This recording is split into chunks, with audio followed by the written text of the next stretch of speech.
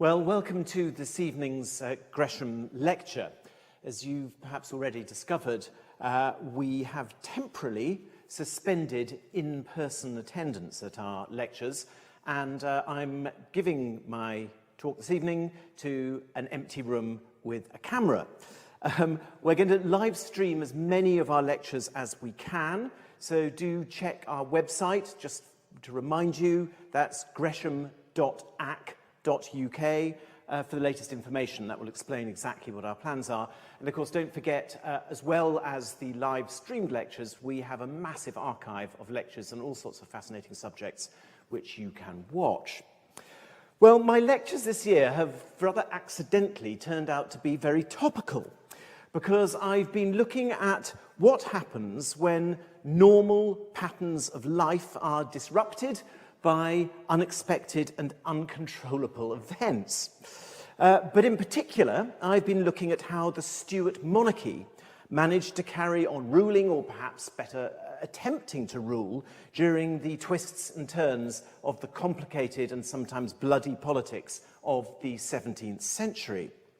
My focus, of course, is buildings, the buildings in which these monarchs lived and ruled, and how those buildings helped to shape events and shape the monarchs themselves. And tonight, I'm taking up the story more or less where I left it last time. In my last lecture, I described the extraordinary court, temporary court, that Charles I established first at Oxford and then later on the Isle of Wight. But tonight, I'm going to turn and look at what happened to his son, Charles, Prince of Wales, who of course became Charles II. Well, for 3 years during the period I was discussing in my last lecture, Prince Charles was kept very closely by his father's side. But in early 1645, the king became very concerned that they both might be captured. And he decided that his now increasingly independent 15-year-old heir should take his own command in the royalist army. The prince was placed in nominal control of Bristol and of the royalist forces in the west of England. But before he really even had a chance to influence events at all, the king's army was all but wiped out at the Battle of Naseby, and now, virtually unstoppable, the new model army took the west of England. In March 1646, realizing that he was in imminent danger of being taken, Charles sailed for the Scilly Islands and then fled to the safety of Jersey. Now, thanks to the loyalty and determination of Sir George Carteret, Jersey's bailiff, the island had been recaptured from the parliamentarian forces and was holding out the king. In 1594, to defend the island against possible Spanish invasion, a new fort had been built on a tidal spit guarding St. Helier. This was Elizabeth Castle, as it became known, named after the Queen, and it contained the house of the governor of Jersey, built in around 1600 for Sir Walter Raleigh, who then occupied the post. And this really was as close as Jersey got to having a royal residence. For 3 months, Prince Charles, with his swelling household, were based in this Elizabethan fort. Now, the castle, as I think you can see, has a spectacular location, made even more impressive at high tide when the castle appears to be on an island. This illustration is one by Wenceslas Holler, taken really more or less exactly the time that Charles, Prince of Wales, was living there. And you can see that it had a high point where there was a keep, which was essentially a gun platform, and just below that was the house of the governor, and in the lower bailey here there was the remains of St. Helier's Abbey, which was a ruined, a dissolved church, which was in fact converted by the Royalists into a chapel. So Charles arrived with 300 or so household officers, his council, his guards, and a great train of suppliers and craftsmen, people like his tailor and his shoemaker, and they were all crammed into this area here, the lower ward, and some of them hired houses in St Helier itself. The governor's house, which still survives, was a substantial building.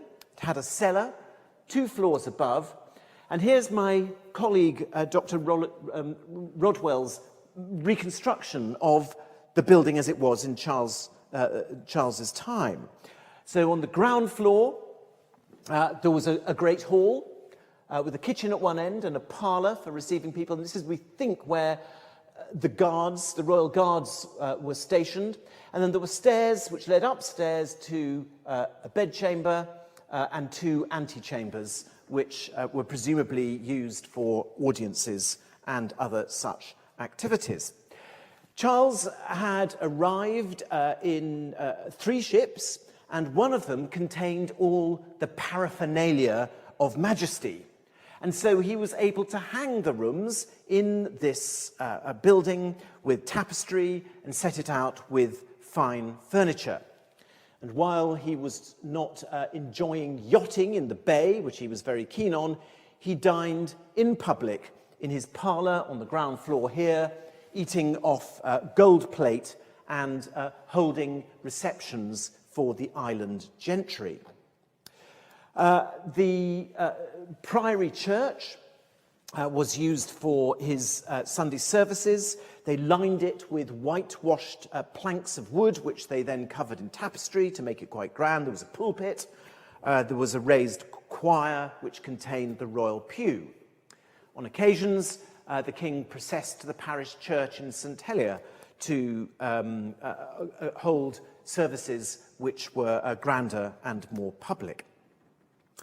Well, in the middle of June, a high-powered delegation arrived in Jersey from Henrietta Maria, his mother, of course, insisting that Charles should join her in France. It had become very clear that the Scots were not declaring for Charles I, but actually holding him under guard. And after some heated debate, it was agreed that it was best for the prince and his mother to be reunited. Although Prince Charles sailed away from Jersey in July 1646, imagining perhaps he was bidding the island farewell, he was actually to return in September 1649 after the execution of his father. His second visit, and you see him here on the screen, this is the age at which he was. He was in his late teens and his early 20s. He was accompanied by the Duke of York, and again, his 300 followers. But of course, this time, he was king. And he welcomed the islanders as king, and he held court at Elizabeth Castle. He arrived with 3 coaches, with his horses, with lots of wagons full of furnishings. And his house, the governor's house, was once again transformed into a residence, but this time the residence of a king. Here, for the first time, he exercised his monarchical powers for touching for the king's evil, the curing of the disease scrofula in the castle chapel. He hunted, he hawked, he found time to draw a map of the island, he was entertained by many of the gentry, and he held a great party in the governor's house for the Duke of York's birthday. But it wasn't a very happy visit. Money was incredibly short. Supplies from overseas were strangled by the parliamentarian navy and bad weather. And the court became very shabby, became very fractious and very demoralized as winter drew in.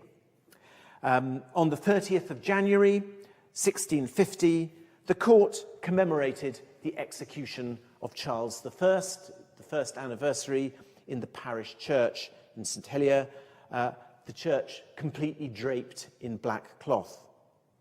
A fortnight later, Charles departed for the last time, and the following year, in the face of a determined assault by Cromwell's forces, Carteret surrendered the island, and the final royal toehold fell to the parliamentarians. Well, Henrietta Maria had arrived in France in the summer of 1644 with 4 boatloads of attendants. Her brother, who was King Louis XIII of France, had died the previous year, and her nephew, the 4-year-old Louis XIV, had succeeded him. Louis, of course, was too young to rule, and his Spanish mother, Anne of Austria, took the regency, assisted by her first minister, Cardinal Mazarin, who was also, by the way, her lover. Central Paris, you see it here at the period, in the 1640s, was really the product of the visionary ambition of Louis XIV's grandfather, Henry IV, who ruled from 1589 until he was assassinated in 1610. Henry IV had been responsible for bringing to an end the French Wars of Religion, and he'd entered Paris in 1594 with the determination to make the city the locus of the monarchy and visibly the capital of France. For 2 centuries previously, French monarchs had paid lip service to Paris as their capital. They hadn't really lived there. But Henry decided to make it visibly a capital once again. So he is responsible for building the Place Royale, now of course called the Place de Vosges, the Place Dauphine, the Hospital of St. Louis. These were great public works which really transformed the centre of Paris. He also transformed the Louvre, the ancient seat of the French crown. In the 16th century, French monarchs had started to improve the forbidding medieval fortress and turn it into a modern palace, but the project was incomplete, and the Louvre had never become the principal residence of the French crown in the way that Whitehall had in England. And so in 1594, it was a shabby and incoherent compromise. Only 1/4 of the main building had been rebuilt. So this is the main building here. The 1/4 that had been rebuilt in the beginning of Henry IV's reign is this bit here.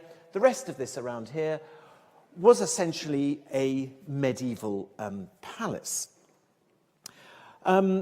What Henry did was he joined by the means of an enormous gallery here, the Louvre itself with the palace of the Queen, which was called the Tuileries, which is this palace here. And he also built one other quarter of the central court. So by the time he died, you have half a modernized court, this enormous gallery linking it to the Queen's palace of the Tuileries. But when he died, the place was still essentially a building site. You can see it here the Tuileries, the Long Gallery, and the Louvre itself, which, as I say, was still only half built. So in October 1643, just 5 months after Louis XIII had died, Anne of Austria and her 2 young sons moved out of the Louvre, this building site, and nearby was the great townhouse constructed by Louis XIII's chief minister, Cardinal Richelieu, which you see here. This elegant modern residence had actually been given to Louis XIII by Richelieu and had been renamed the Palais Royal. And it now became the home of the Queen Regent and the toddler king, Louis XIV. And so what this meant was that when Henrietta Maria arrived in France in November 1644, the Louvre was empty, and Anne presented Henrietta Maria with the Queen's apartments in the Louvre to be her Parisian residence. Henrietta Maria was no stranger to the Louvre. She had been born there. And so when Anne of Austria ceremonially escorted her to the cabinet of her apartment, these are the rooms here in the half-built Louvre. You can see the medieval bit here, the modern bit here, the gallery joining on here, which I'll talk about a moment ago. Into these rooms here, she was essentially coming home. She was given a generous settlement because, of course, Henrietta Maria was not only the daughter, the sister, and now the aunt of the King of France. So she was extremely closely connected with the French royal family. She was given an allowance of 360,000 livres a year. And as well as this apartment in the Louvre, she was given her childhood home at Saint-Germain-en-Laye outside Paris. So when Prince Charles arrived in Paris and joined his mother with his small retinue and his personal baggage in July 1646, he arrived at the Louvre. Although he was half French, his grasp of the language was weak, and of course he had never been to France before. There was a great crisis of etiquette in the French court. Exactly how should they treat a Prince of Wales? The English argued that he should be given equality with King Louis XIV, who you see here as a child. This is more or less the age he was at this point. But what was agreed in the end, as is a typical sort of 17th century royal fudge, was that the Louis XIV and the Prince of Wales should meet by chance in their carriages in the forest outside Fontainebleau. They met, and he was then escorted back to the chateau at Fontainebleau, where he spent 3 days. And by coincidence, he was placed at the right hand of the boy king. And in fact, during his entire time, many, many years staying in France, these issues of etiquette were never formally resolved, perhaps to advantage of both sides. So Paris and its environs were Charles's home for nearly 2 years. His mother's pension was increased in order to take account of Charles's presence, and he was assigned lodgings in the Louvre near his mother. Paris was the most fashionable city in Europe. It was the place to learn manners, the place to learn how to dance, to know how to ride properly, and Charles completely immersed himself in its culture and its manners. At first, he even maintained a company of English players to provide entertainment for the exiled royalists. But even after they'd been disbanded in 1646, the English court staged elaborate masques at the Louvre in the new year. But as well as theatrical entertainments, he enjoyed going to the French theatre, promenading in the summer months in the royal gardens. He hunted, he attended court ceremonies, and really took the maximum advantage of the social life of the city. Now, a few moments ago, I characterized the Louvre in 1594 as a shabby compromise. But by the time Charles came to live there in the 1640s and again in the 1650s, it had been much improved by first Henry IV and then Louis XIII. The Petite Galerie, which is this little one here, that led to the Grande Galerie, which is the one along the river here, you see in this engraving. And I think, looked at by the English exiles, its exterior must have seemed very much like a Jacobean building. Richly decorated, with this rusticated arcade at the bottom, lots of sculpture on it. It must have been fairly familiar. But this little gallery led to the colossal 422-metre-long Grande Galerie that linked the Louvre and the Tuileries. From the river, it looked broadly symmetrical, but the eastern half, which was built first, had quite a sort of busy and crowded facade, but the western half was much more confidently monumental, with giant pilasters supporting alternate segmental and pediments along the top here. So this was very, very grand and quite unlike anything that was built in England at that time, either in scale, you can just see how enormous it is, or in style. The King's and Queen's apartments were on the riverside. The shell remains as part of the Louvre Museum today. You can go and see it. The internal organisation has almost completely gone, but we have a plan, and you can see from this plan that this wasn't the grand parade of rooms that we envisage from Louis XIV living in from visiting Versailles. This was a much more compact and confusing plan, a series of rooms focused on the chambre de parade, the largest, most important room in a French royal house. So 3 big rooms belonging to Louis XIV and the Queen's apartments on this side. These were the apartments that Henrietta Maria were living in. And in the chambre de parade, there was an alcove, and in the alcove there was a state bed.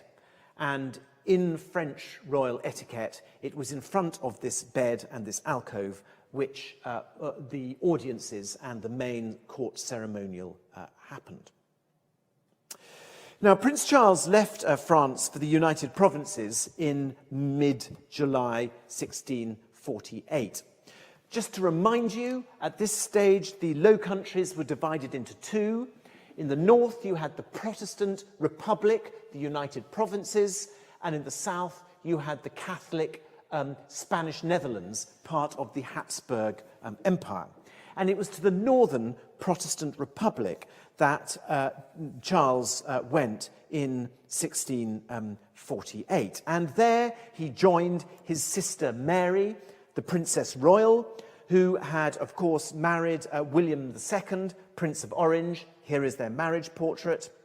And Prince Charles was received royally in the Binnenhof in the Hague, it's still there, by the States General, the Parliament. And they awarded him a pension and assigned him a house, which was reserved normally for foreign ambassadors. But a few days later, his sister and brother-in-law invited him into a fine suite of rooms in the Binnenhof itself. So lodged in comfort and dignity, 3 of Charles I's children now held a war conference as what to do next, because it seemed to them as if the Scots would form an army under Prince Charles's leadership to invade England, and they were blessed by the fact that it seemed to them that the English fleet had now declared for the king and would support this invasion, and in fact it was moored off the Dutch coast.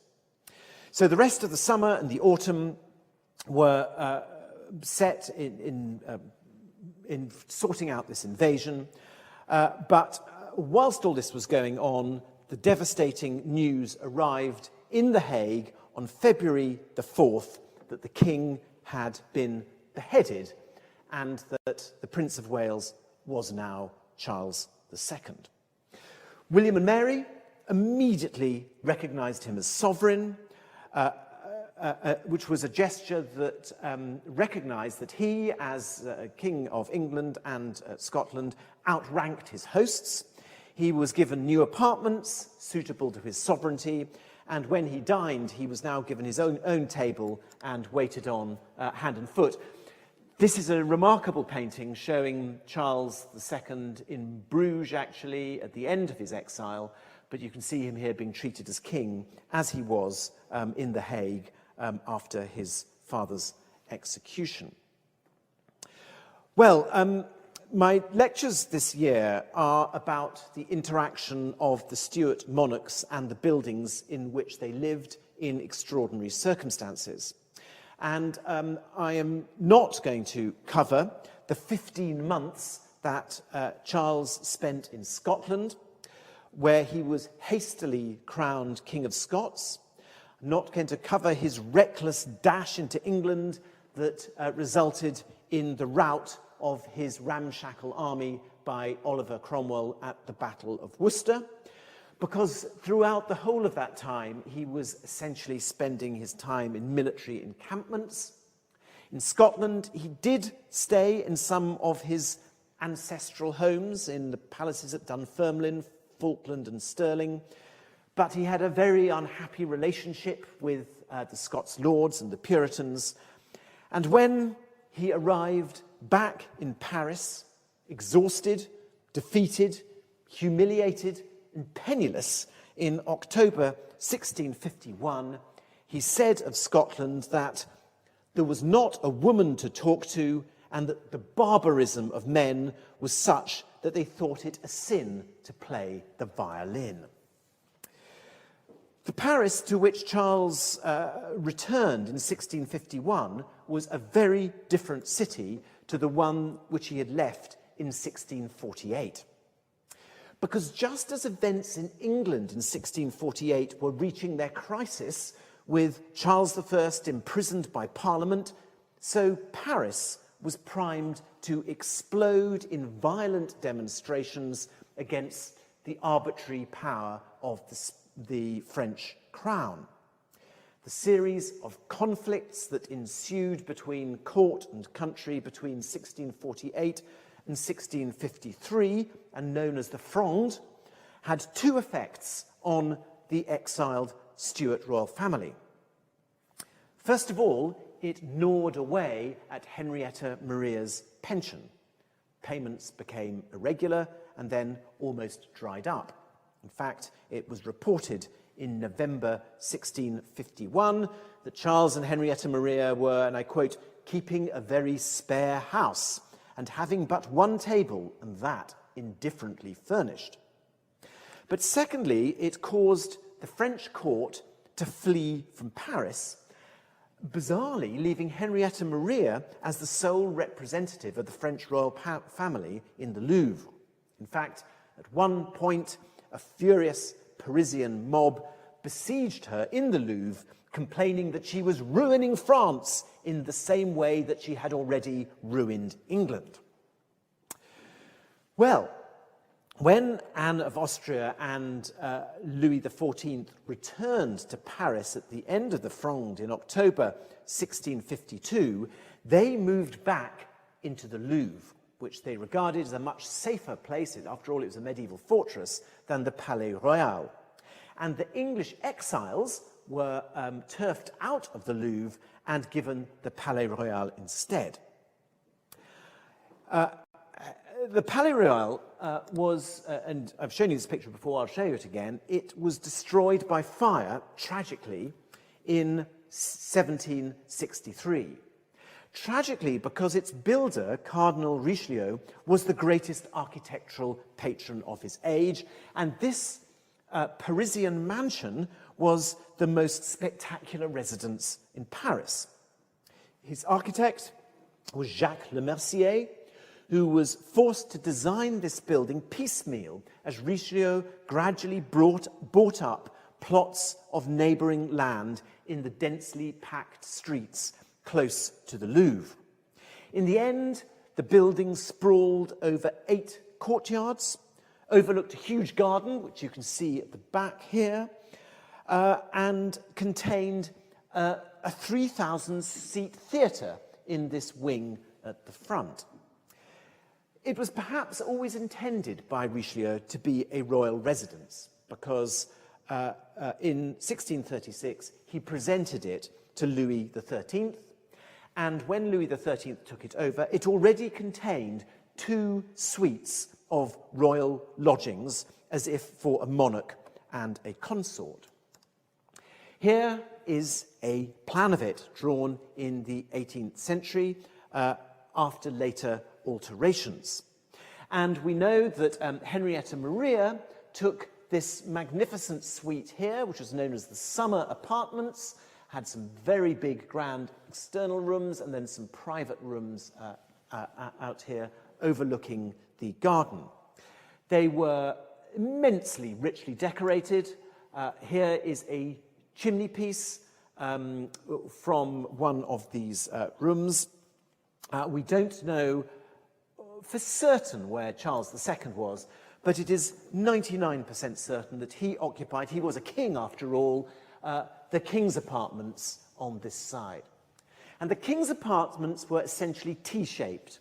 There were some external chambers here, antechambers, and then there was a range up here which led to the king's private bedchamber and his chapel, and a range going this side of the T which led to the chambre de parade, which was the principal reception room, and between them this gallery here, which was the gallery of illustrious men, which stood at the junction between public and private, if you like. And this gallery, this remarkable gallery, contained a series of paintings, and of course, Richelieu painted himself, this is an engraving of it, as one of the illustrious men in that gallery. There's no image of any of those rooms, but we know that the Chambre de Parade did have one of these bed alcoves that I showed you in the Louvre. This is an engraving by Jean Lepautre of exactly this period, and you can see the bed, the rail here, the bed behind, and people standing outside looking at the ceremonial bed itself. Well, the Stuart royal family relocated to their elegant new home, but elegance was apparently in short supply. In his play, Tommaso or the Wanderer, Thomas Killigrew, the Stuart poet, calls the Palais Royal a coney warren filled with cavaliers of all trades, and notes, and I quote, "They eat so seldom and dung so small, you may as soon step in a custard tart as a turd in the court." 2 Dutch brothers, clearly pretty hostile to the royalist cause, claimed that the ragbag of impoverished royalist exiles camping in the Palais Royal had almost destroyed it, shaving the gilding off the gallery walls to make coins and picking the lead out of windows to sell. The financial accounts surviving for Charles's court shows that he was periodically able to pay for his bedchamber servants and his stable, but plentiful correspondence shows that he was completely unable to fulfill the expectations of the large numbers of cavaliers that hung around the court who wanted pensions, offices, and honours. Indeed, there were occasions when the king himself had to eat in private taverns rather than at his own table. Nevertheless, for the next 3 years, Charles II lived at the Palais Royal, the most fashionable building in France, not as an English prince, but as the crowned King of Scotland. Despite the acute lack of cash, the young English monarch made the most of his time in the city. A deficiency of evidence makes it hard to know precisely what he did every day, but we know that he went hawking in the winter, hunting in the summer, he swam in the river, he played tennis very enthusiastically, he played billiards, he danced, he drank, He gambled at cards, and he had, of course, a small number of love affairs, getting into practice for his favourite occupation when he became king. In December 1653, after a season of masques and plays at court, Charles was able to throw a dinner for Louis XIV, a compliment that was then returned by the king. And this is a wonderful image of a court masque taking place at the Louvre in the 1650s, at exactly the time that Charles II was living there. Well, lodged in the Palais Royal, court etiquette prevailed, and Charles received ambassadors. He was served by his bedchamber servants. And as far as we can tell, he received people in his bedchamber, in the chambre de parade, in the French manner, suggesting that he had in fact adopted French court etiquette as a standard procedure rather than the English etiquette, which would have seen him receive people in a presence chamber rather than his bedchamber. Well, in 1654, everything changed. William II of Orange suddenly died of smallpox, aged only 26. In November 1650, he had died, but this, of course, robbed Charles of his ally in the United Provinces. And at the same time, Mazarin was negotiating a treaty with Cromwell, who had now been made Lord Protector, and this would inevitably lead to Charles's expulsion from France. Meanwhile, Charles had hopes that the German princes might support him financially, and so it was time to move.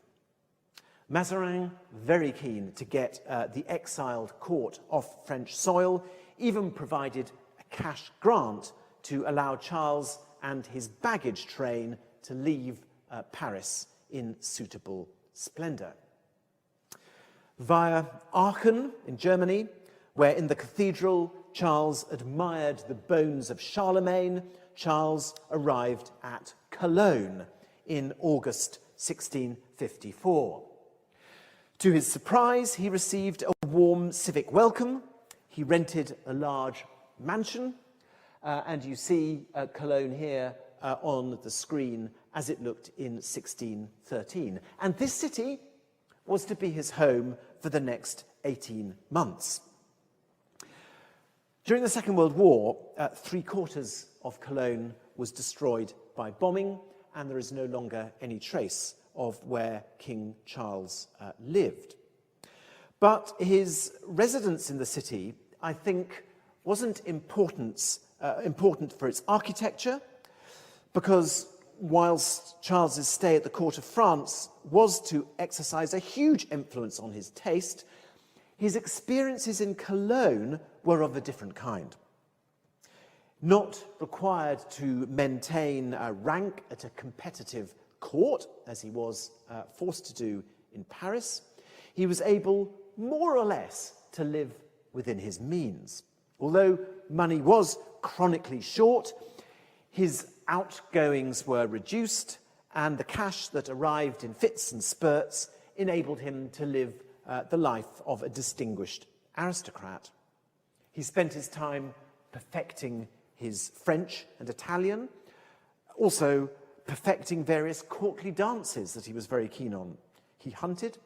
He went on brisk walks round the city walls. He was very keen on that. He swam in the River Rhone. And in late September 1655, with a group of companions, he went from Cologne to Frankfurt for the winter fair. They travelled most of the way on the River Main in a huge barge, dragging behind them 2 subsidiary barges to carry their luggage. It was all huge fun, but it was ruinously expensive. So all this time in Cologne, he was forced to live a life far more informal than he ever had done before. As far as can be ascertained, there were no formal rooms of state in the houses in which he lived. A few stray financial accounts show that he named the rooms in these houses presence chamber, withdrawing chamber, bedchamber, closet. But in these rooms, he received people unostentatiously, although probably quite ceremoniously. In 1655, the diplomatic tables of Europe were again reset. England and Spain were now at war, and Mazarin concluded his treaty with the English, including a clause that banned Charles from France permanently. The Spanish Empire still consisted territory in Iberia, in the Netherlands and Italy, and with both the United Provinces and France closed to Charles II, the Spanish Netherlands were the only feasible place from which he could try and organize a seaborne invasion of England in an attempt to regain his kingdom. And to secure this, in May 1656, he entered into treaty negotiations with the governor of the Spanish Netherlands, who you see here. The Spanish, as ever, obsessed with the regularity of behavior and correct form, wouldn't acknowledge Charles publicly, nor even accommodate him in their headquarters in Brussels. He was therefore assigned lodgings in Bruges. Now, you and I would be absolutely delighted to be assigned lodgings in Bruges, which you see in this wonderful map by Marcus Geerhards here, with the public buildings highlighted. We admire it for its beauty and its quirky charm. But then it was a remote backwater of the Spanish Empire. It was, in fact, the last place that Charles, who was used to the high life of Paris and to living in huge modern palaces, wanted to be in. Although the king was theoretically in receipt of a pension, the Spanish actually paid the money very irregularly, and his financial troubles remained acute. His official household still numbered 156 people. So all these people had to be paid the whole time, and he really had no income. And about half of these people were an inner core who he really had complete financial responsibility from. And this was a huge drain on his resources.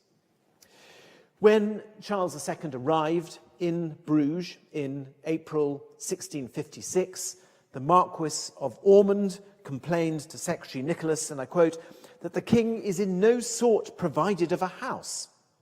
And indeed, he had to be lodged temporarily in the home of a fellow exile, the Irish peer, Lord Tara. Nicholas said he was lodged with trouble to the Lord and some great inconveniency to himself. Other members of the royal household were scattered throughout the town. The king complained that houses, lodgings and furniture are had with more difficulty here than they are in Cologne. But soon a house was found large enough for the king and his close attendants. And my wife and I spent a very jolly day in Bruges trying to find this house, and here it is on the left-hand screen. There's a painting of it on the right. This is the house he first stayed in. It's a shop. We blagged our way in and blagged our way up the stairs. It's quite a modest place. He had to hire furniture and fittings before he could take possession. The rooms in this very modest house were given traditional names. The financial accounts mention fire tongs being bought for the presence chamber. I wonder what that was like, quite a modest room. Lights for the drawing room, for the closet and the bedchamber. There was no chapel, but there was a special room set aside as a prayer room. In January 1659, he moved to a new house, which he rented for 1,000 florins for 6 months. Now, we know where this one is. This house is right in the centre of the town here. And here is an image of it. He hired hangings for his presence chamber, for his privy chamber, and in his eating room. He hired these hangings, these tapestries, for 9 months at the cost of 346 florins. But for his bedchamber, he had new hangings made. He even had a painting lent to him to hang over the chimney-piece in his presence chamber. We found this house also, which is looking rather sad and worse for wear. We couldn't get into it because it was a building site. An agreement reached over the next year. Charles, with a royalist army of several thousand men, started to engage in fighting on the French border with the Spanish against the French and the English. He personally moved to Brussels to be nearer the centre of things, but money problems remained acute, and his planned assault on England was stillborn. Worse still, Cromwell's troops, fighting with the French, routed both Charles's royalist army and the Spanish in a series of set-piece battles and stages. And just as everything looked as if it was lost, and Charles was considering trying to make a new arrangement with the United Provinces, Oliver Cromwell died. What happened next belongs to another story, but the gist, as you know, is that Charles was invited back to England, where, in 1660, he was restored to the throne. But I hope this evening to have provided an insight into where, for a considerable period, 15 years in fact, where Charles II lived. There is no doubt that his long and actually essentially very enjoyable stay in Paris made an enormous impact. For the rest of his life, he was enamored with French fashions, in furniture, in dress, in music, in theatre, in literature, in architecture. But equally important, and this is an extremely important point, was the fact that at the Restoration, those people who reaped the largest rewards and the ones who were given the most important positions were the people who had endured the privations of exiles with him. Almost everybody who had stuck by the king over those 15 years got a place at court and a financial reward to match. And what this meant was that all the people closest to the king had an intimate experience of the continent and in particular of life in Paris at the French court. French taste was then not just the prerogative of the king in 1660, but it infused the culture of the entire ruling class. And this is a fundamental and thoroughgoing change in taste that influenced all branches of Restoration culture. Now, we do have to remember that there was French influence, and quite a bit of it, at court in the 1630s, especially at Henrietta Maria's court and in her apartments at Denmark House. And in fact, during the Commonwealth and Republic, there were items of French furniture in use in the royal palaces occupied by Oliver Cromwell. But Charles II immediately signalled a complete change in court taste in 1660. The court upholsterer, for instance, who was the man who was responsible for providing seat furniture and beds, as well as curtains and other soft furnishing for the royal houses, was an old royal servant, John Baker. He'd held the post for 40 years. Within weeks of the Restoration, he was required to walk alongside Jean Casbert, a French upholsterer who came over with the king. We don't know anything much about Casbert's background, but he had learnt his trade in Louis XIII's Paris. In fact, the very first furnishing accounts of the Restoration show that Jean Casbert was paid for altering and fitting up a crimson damask bed bought off a Frenchman. The Princess Royal was at the same time supplied with a standing French bedstead. And here is one of those French beds. This is one that was supplied to James, Duke of York, at the Restoration, and is now at Knowle House, belongs to the National Trust. You can go and see it, a remarkable survival. This is exactly the sort of thing that was imported directly from Paris and put into the royal palaces in the 1660s. And these new beds were being installed not in traditional English bedchambers, but in new French-style bedchambers. That is to say, bedrooms containing an elaborate alcove in which the bed was placed behind a rail. The Whitehall bedchamber was the first to be fitted out in this fashion. We've got no image of it, sadly, but we know from descriptions that it looked exactly like the ones in the French royal palaces where Charles had lived for so long. The floor of the Whitehall bedroom was even covered in parquet, the first instance of this French flooring to be used anywhere in England. Equally important was the fact that with the architecture and furnishing of these English royal bedrooms came the full arrival of French bedroom etiquette. Don't smile, I'm not talking about what went on in bed. What I'm talking about is the use of the bedroom as a formal reception place for court occasions. And here you see the French court with a formal reception going on in the presence of a bed. And this is an introduction which happens in 1660, Charles introducing the morning ceremony, the levee, in which he gets out of bed and gets dressed in the presence of the court, and in the evening, the coucher, in which he reverses the process and goes to bed, as it were, in public. And this is completely unlike the early Stuart practice in which the bedchamber was a private space.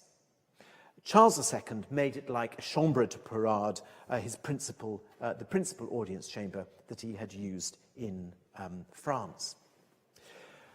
To maintain the setting of his court in French fashion, Charles began in 1660 to send his principal English artists to Paris to learn how to do things properly. And the most important of these trips, at least from an architectural point of view, was the one made by Sir Christopher Wren in 1669. Because Charles had decided to rebuild Tudor Whitehall Palace, and he wanted Wren to see the Louvre and to see the Palais Royal, so that he knew how to build a new palace in the French taste. And he packed him off to France to look at the Louvre, and here you see Louis XIII's range at the Louvre, which Wren was able to study close hand on the instructions of the king. But actually it wasn't particularly unusual sending Wren to Paris. Lots of other royal servants had been sent to France to learn French fashions. The composer Humphrey Pelham was sent to France to learn French musical composition. Thomas Betterton, the playwright and impresario, travelled to Paris to consult French experts on the construction of theatres and how to structure plays. And John Bannister was sent to Paris to learn how to compose musicals. So tonight we have followed the travels and travails of an exiled monarch, from the rough-edged Elizabeth Castle in Jersey, through townhouses in Cologne and Bruges, to the Binnenhof in The Hague, the Kothenburg in Brussels, but most of all to Paris. And here Charles did what no other monarch had done since the Middle Ages. He lived in the court of another king for many years. The whole of his 20s was spent at the French court, and his tastes were fundamentally formed there for the rest of his life. Sometimes it's said that Charles was following the tastes of Louis XIV and copying Versailles. But of course, in the 1650s, Versailles was a small hunting lodge. Charles's taste was in fact moulded by the tastes of Richelieu, Mazarin, and Louis XIII. And they remained with him for the whole of his life, and they had a huge impact on the arts in late 17th century England. In my next lecture, on the 10th of June, which I do hope I will be giving in person, I will be looking at influences on Britain from a different country. We shall be taking a close look at the way the stadtholders of the United Provinces lived. Important, of course, because one of them became King William III of England. Thank you very much, and good night.